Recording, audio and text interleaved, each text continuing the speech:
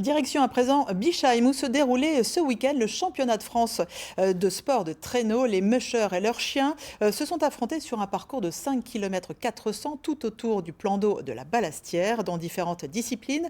L'occasion de nous intéresser ce soir à deux d'entre elles, le cani-VTT et le canicross, des sports hors neige qui sont très tendance. Grégory Fraise, Vincent Roy.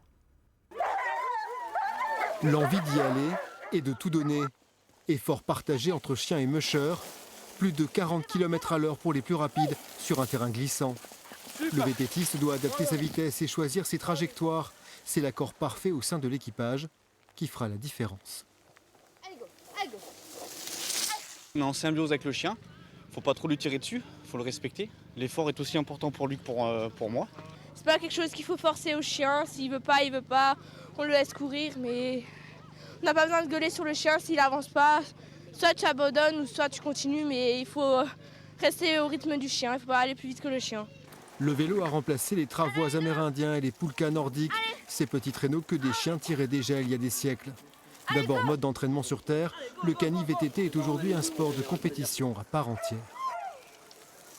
Le but du jeu en matière de développement de ces disciplines hors neige, c'était d'étendre le champ de compétences et la durée de la pratique sur l'ensemble de l'année et de trouver finalement une solution pour que les chiens puissent à la fois s'entraîner en dehors du milieu neige, mais qu'en même temps, il puisse y avoir un calcul de performance par rapport à cet entraînement.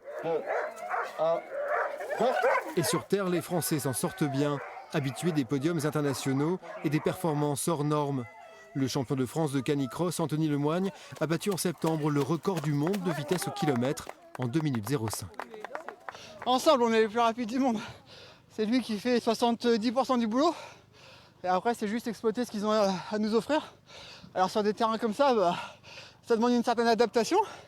Mais le canicross, c'est ça, c'est de pouvoir jouer des trajectoires et de la puissance de son chien pour maîtriser ce qu'il peut nous apporter.